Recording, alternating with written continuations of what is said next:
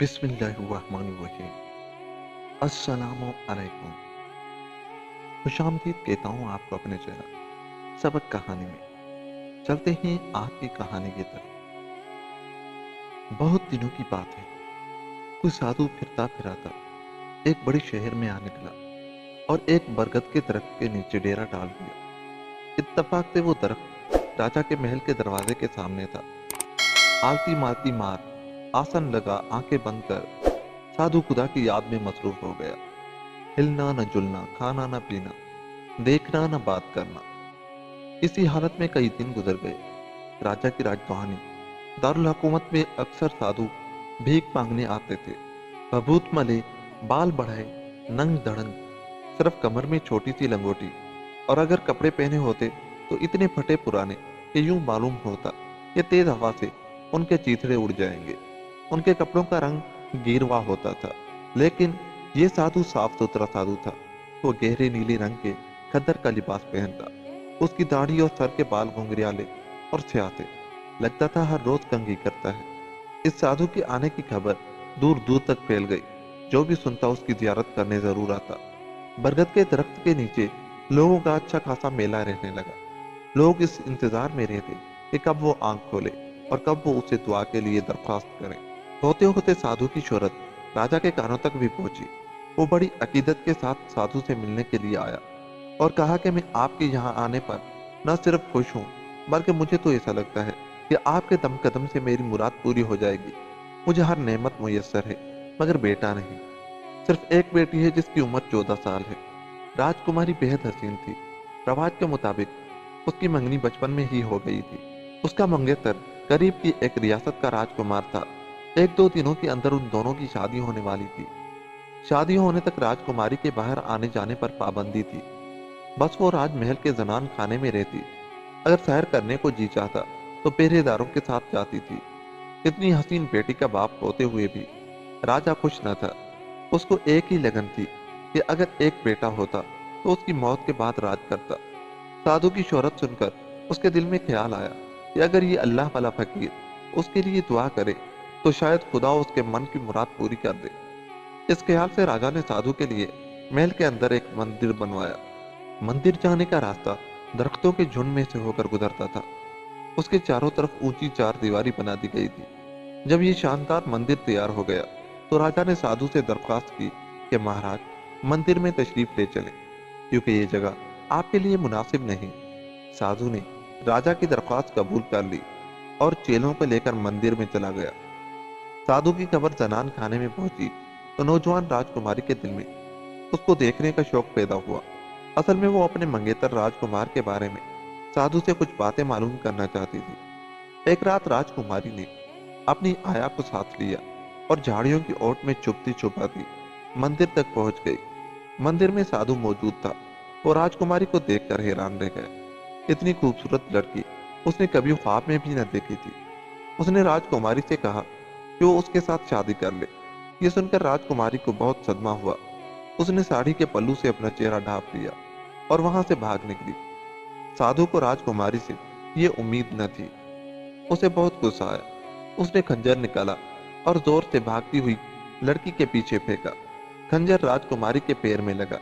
उसने खंजर को खींचकर परे फेंक दिया और दौड़ती हुई अपने कमरे में चली गई। कमरे में पहुंचकर उसने जख्म को धोया और मरहम पट्टी की। आया दबे पांव कमरे में आई तो देखा कि राजकुमारी सोई हुई है। दिन चढ़े राजा साधु के पास आया तो देखा कि उसका पीर न उससे बातचीत करता है, न उसकी तरफ आंख उठाकर देखता है। राजा ने अपने जूते मंदिर के बाहर उतारे और चंद कदम अंदर गया, मगर साधु पत्थर का बुत बना बैठा रहा। राजा ने आगती से पूछा, क्या बात है महाराज, मुझसे क्या गुनाह हुआ है जो आप यूं खफा हैं?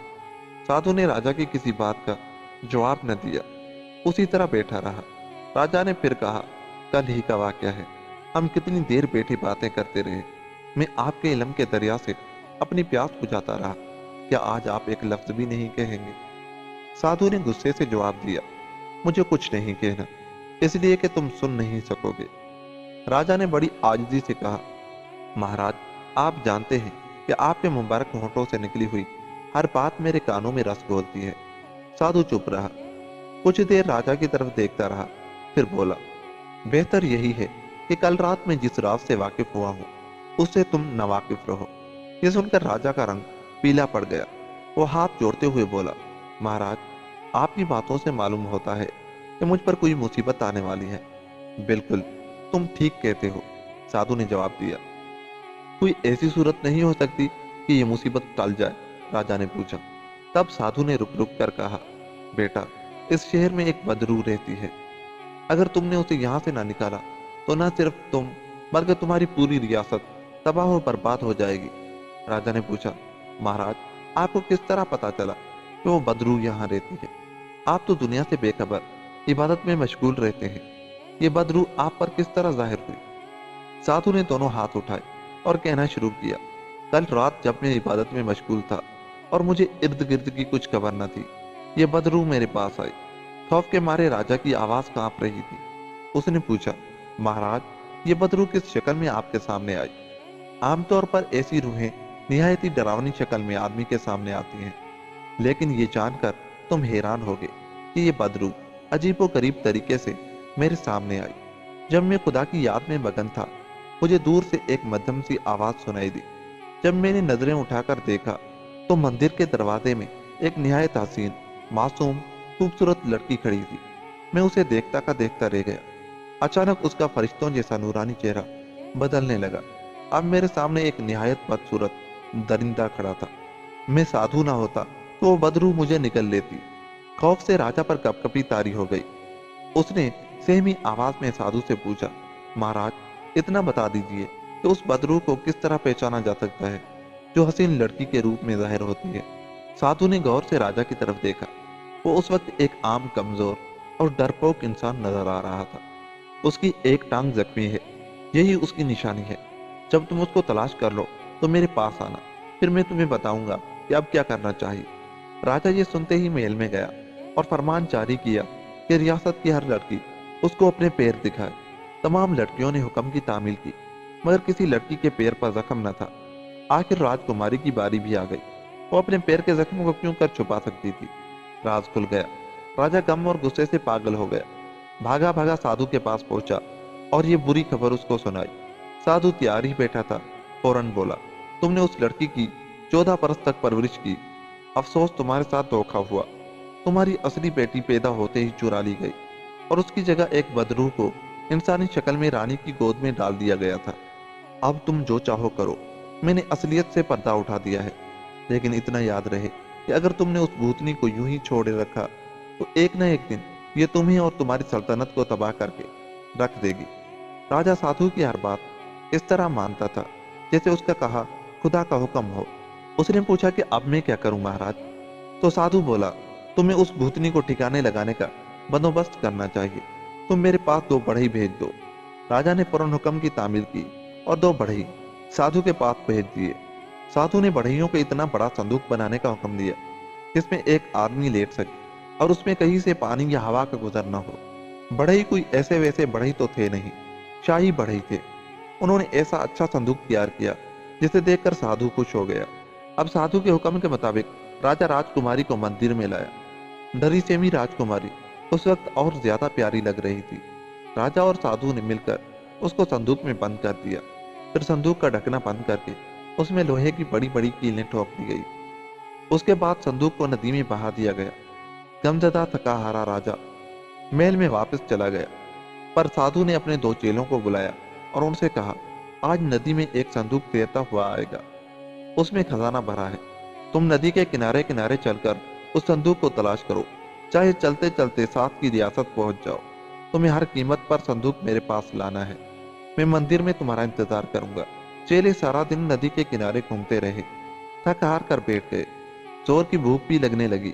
उन्होंने सबसे पहले काम यह किया कि पेट भरकर खाना खाया। फिर आराम करने जो लेटे तो ख्वाब खरगोश के मजे लेने लगे। लकड़ी का संदूक नदी में तैरता फिरता था, मगर साधु के चेले खराटे ले रहे थे। रात बीत गई, दिन निकल आया। इत्तेफाक से नदी के किनारे जंगल में पड़ोसी रियासत का राजकुमार शिकार खेलने आया हुआ था। ये नदी असल में उसके बाप की रियासत और राजकुमार के बाप की रियासत के दरमियान सरहद थी। राजकुमार एक सफेद हिरन का पीछा करता नदी के किनारे तक आ पहुंचा। उसके एक साथी ने चिल्लाकर कहा, देखिए, हिरन तो नदी के बीच में नजर आ रहा है। राजकुमार ने देखा कि कोई चीज नदी की लहरों पर डोल रही है, लेकिन ये सफेद हिरन हरगिज न था, बल्कि एक बड़ा संदूक था। बहुत से शिकारी नदी में कूद पड़े और आन की आन में संदूक खींचकर किनारे पर आए। फिर अपने खंजरों से संदूक का ढकना खोला। संदूक के अंदर एक खूबसूरत लड़की बैठी हुई थी। देखने वाले देखते रह गए। ताजा हवा के लगते ही राजकुमारी को होश आ गया। जब वो बातचीत करने के काबिल हुई तो राजकुमार ने पूछा, तुम कौन हो और किसने तुमको संदूक में बंद करके दरिया में डाला? राजकुमारी ने अपनी आपबीती के सुनाई। उसने बताया कि उसका बाप इन दिनों एक बदमाश साधु के झांसे में आया हुआ है और उसको बहुत पहुंचा हुआ समझता है। उसने उसी साधु के कहने पर मुझे संदूक में डाला और नदी में बहा दिया। राजकुमारी ने राजकुमार को यह बिल्कुल नहीं बताया कि एक रात वो चोरी चोरी साधु को देखने के लिए मंदिर में गई थी। राजकुमार ने उसे गौर से देखते हुए कहा, मेरा ख्याल है आप ही मेरी मंगेतर हैं। ये सुनकर राजकुमारी ने अपना चेहरा घूंघट में छुपा लिया और बोली, अगर उस कबीर साधु को पता चल गया कि मैं संदूक में से जिंदा बच निकली हूँ तो वो मुझे जान से मारकर ही दम लेगा। ये कहकर उसने राजकुमार को असल किस्सा सुना दिया कि किस तरह वो रात को चुप छुपा कर साधु को देखने गई थी और किस तरह साधु ने खंजर मारकर उसे जख्मी कर दिया था।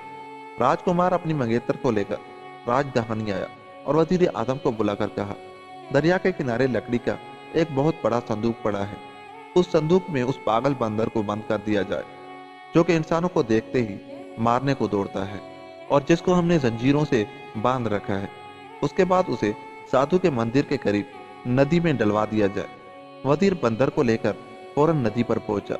उसने बंदर को संदूक में डाला, ढकना बंद किया, खूब कीलें ठोकी और फिर नदी में उस जगह बहा दिया जहां साधु के चेले संदूक के आने की राह देख रहे थे। अचानक दूसरे किनारे से संदूक को आते हुए देखा तो चेले खुशी से उछल पड़े। फौरन बड़े बड़े बांस पानी में डाले और संदूक को खींचकर किनारे पर ले आए। फिर वो उसे उठाकर साधु के मंदिर में ले गए जहां साधु उनका इंतजार कर रहा था। चेलों ने संदूक गुरु के हवाले किया और बड़े शौक से उसके खुलने का इंतजार करने लगे, लेकिन साधु ने उनसे कहा, तुम लोग जाओ, मैं उसे तन्हाई में खोलूंगा। और हाँ, अगर तुम्हें चीखों या रोने धोने की आवाजें सुनाई दे तो बिल्कुल परवाह न करना। अब जाओ, मंदिर से निकल जाओ। चेले मंदिर से बाहर चले गए और दरवाजा अच्छी तरह बंद कर दिया, लेकिन हैरानी के आलम में वो मंदिर के दरवाजे पर कान लगाकर बैठ गए। अचानक मंदिर के अंदर से दिल हिला देने वाली चीखें सुनाई देने लगी, लेकिन चेलों ने अंदर जाने की जुर्रात न की क्योंकि उनके गुरु ने उनको ताकीद की थी कि चाहे जो कुछ भी हो वो अंदर ना आए। यकायक एक होलनाक चीख सुनाई दी और फिर एकदम खामोशी छा गई। ये खामोशी चीख से कहीं ज्यादा खौफनाक थी। चेले कुछ देर इंतजार करते रहे, फिर हौसला करके मंदिर का दरवाजा खोलने के लिए चूं ही दरवाजा खुला, एक मोटा सा बंदर चीखता गुर्राता बाहर की तरफ लपका और महल की दीवारें फांदता जंगल की तरफ भाग गया। अब जो चेलों ने मंदिर के अंदर झांक कर देखा, तौबा तौबा, खुदा की पनाह, वो दोनों उल्टे कदमों चीखते चिल्लाते महल के दरवाजे की तरफ दौड़े। राजा के सिपाही मंदिर में गए तो देखा कि साधु खून में लथपथ मरा पड़ा है। साधु की मौत की खबर राजकुमारी और राजकुमार को मालूम हुई। वो बहुत खुश हुए और उसी वक्त थोड़ी सी फौज लेकर राजकुमारी के मुल्क रवाना हो गए। राजकुमारी के बाप को असल किस्सा मालूम हुआ तो वो अपनी नादानी पर बहुत शर्मिंदा हुआ। राजकुमारी को सीने से लगाया, प्यार किया और राजपाट राजकुमारी के शौहर के हवाले करके खुद खुदा की इबादत करने लगा। और यूं ये कहानी खत्म हुई। दोस्तों, अगर आपको हमारी ये कहानी अच्छी लगी तो जाते जाते हमारे चैनल को सब्सक्राइब करके आप भी हमारा हिस्सा बन जाएं, ताकि हमारी हर आने वाली वीडियो की नोटिफिकेशन आपको बआसानी मिला करे। हमारी वीडियोस को लाइक और शेयर भी करें। मिलते हैं किसी ऐसी ही वीडियो के साथ, तब तक के लिए अल्लाह ने के बाद।